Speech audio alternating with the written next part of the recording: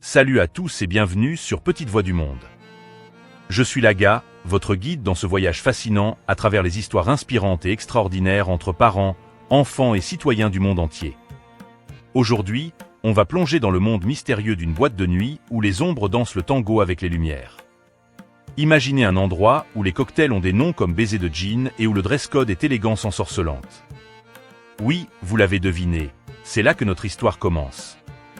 Entre deux pas de danse et trois clins d'œil complices, une femme d'une beauté surnaturelle se faufile parmi les fêtards. Est-elle une simple humaine ou un djinn en quête d'âmes égarées? Eh bien, je ne vais pas vous spoiler, mais préparez-vous à des révélations qui vont vous faire dire « Attends, quoi ?» Abonnez-vous, aimez la vidéo, et si vous avez déjà croisé un djinn dans une boîte de nuit, laissez un commentaire. Et surtout, n'oubliez pas de partager cette vidéo avec vos amis, même ceux qui dansent comme des non-initiés. Allez, enfilez vos chaussures de danse et plongeons ensemble dans les mystères de la nuit.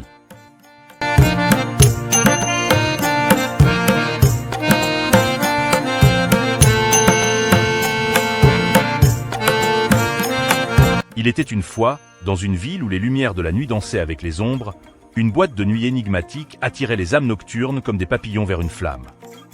Au cœur de cette scène éblouissante, une femme d'une beauté surnaturelle se faufilait parmi les ombres, un djinn déguisé en humaine, traquant les hommes pour leur souffle de vie. Cette femme mystérieuse ne se présentait que les vendredis soirs, lorsque le week-end débute et que la fébrilité de la ville atteint son paroxysme. Les soirées dansantes de la boîte de nuit, réservées à une élite, déroulaient leur tapis rouge entre 1h30 et 3h30 du matin, créant un monde où seuls les privilégiés pouvaient entrer.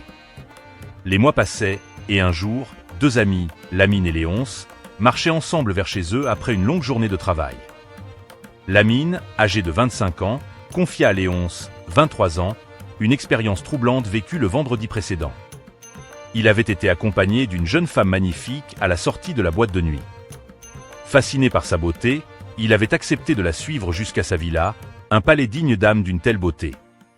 Ils avaient passé une soirée merveilleuse, mais au réveil, Lamine s'était retrouvé comme par enchantement au milieu d'un champ de riz, loin de la ville, affaibli et frissonnant, comme si une force obscure avait drainé son énergie vitale, alors que, il était confortablement couché sur un lit majestueux avec une superbe demoiselle la veille. Léonce, écoutant attentivement le récit de son ami, lui révéla les rumeurs qui entouraient la mystérieuse boîte de nuit. Selon ces rumeurs, elle n'était pas seulement fréquentée par des humains, mais aussi par des êtres surnaturels tels que les djinns. Lamine, terrifié, demanda des éclaircissements à son ami. Léonce lui expliqua que s'il avait été victime de ce qu'il semblait être, il avait peut-être été accompagné par l'un de ces êtres, un djinn.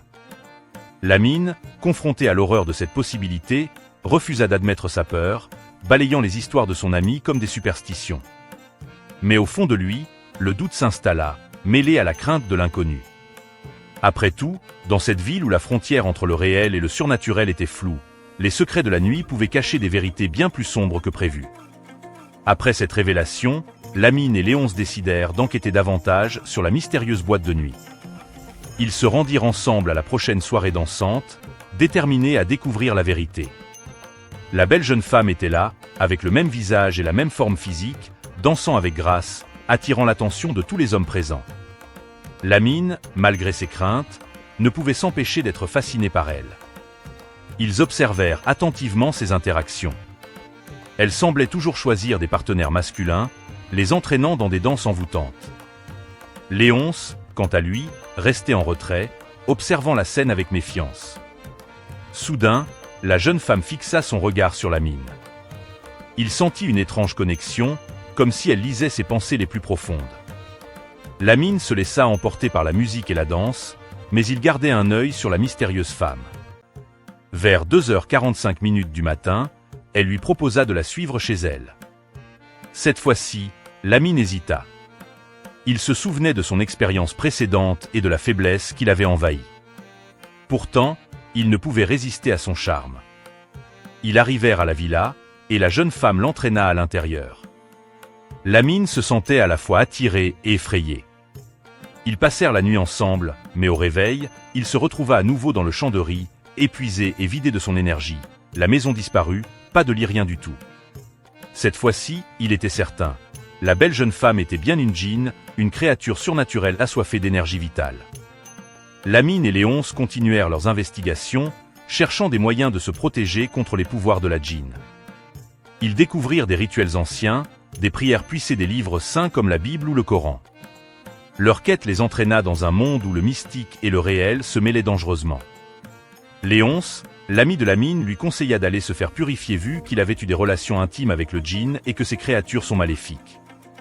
Lamine, déterminé à se protéger contre les pouvoirs de la djinn, chercha des moyens d'éviter de subir à nouveau une perte d'énergie. Il se souvint des rituels anciens, mais aussi et surtout les prières qu'il avait découvertes lors de ses recherches avec Léonce sur les textes sacrés de la Bible et du Coran. Les deux amis, après avoir recueilli autant d'informations auprès des anciens et dans les textes sacrés, ils se prépara soigneusement pour traquer à leur tour la djinn.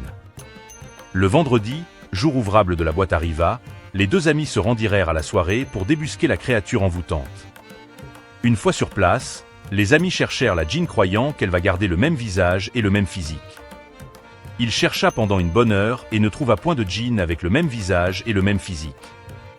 La djinn était bien là, reconnaissant le jeune Lamine, mais cette nuit-là, elle avait déjà envoûté un autre mec.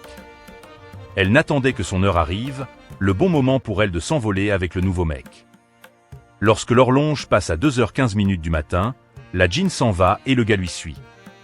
Arriva à la porte où Lamine et Léonce se sont pointés pour attendre la djinn, qui se faisait passer pour une humaine, elle sentit qu'elle avait partagé de l'énergie avec l'un de ces deux gars.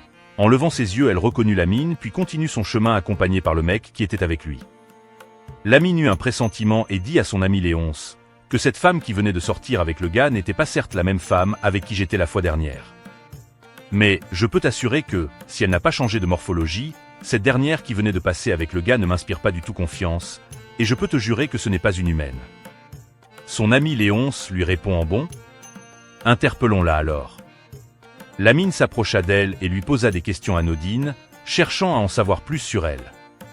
La djinn répondit avec grâce, mais Lamine détecta une certaine nervosité dans son regard. Il se rappela les mots de Léonce. Les djinns ont des faiblesses, des vulnérabilités. Il décida de tester cette théorie. Lamine sortit une petite amulette de sa poche et la plaça discrètement dans le sac de la djinn. Elle commença à se sentir soudainement mal à l'aise, comme si elle ressentait la présence de l'amulette. Lamine continua à parler, la distrayant pendant qu'il récitait une ancienne prière de protection. La djinn se tournant brusquement, ses yeux brillant d'une lueur inquiétante. Elle tenta de s'approcher de Lamine, mais il récita la prière plus fort. L'endroit vibra, et la djinn poussa un cri de frustration. Elle disparut soudainement, laissant Lamine épuisé mais indemne. Léonce, qui se tenait à distance, le félicita pour sa bravoure. Ils avaient réussi à repousser la djinn, du moins pour l'instant. Mais Lamine savait que le monde mystique était plein de dangers, et il resterait vigilant.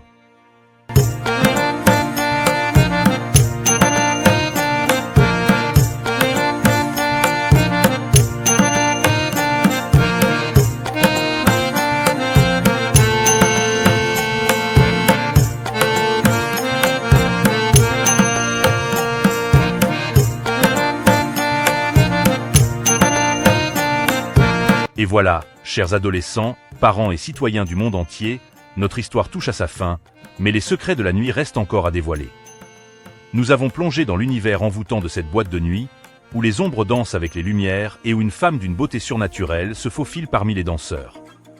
Nous avons exploré les rumeurs, les légendes et les témoignages, cherchant à percer le mystère de cette créature énigmatique.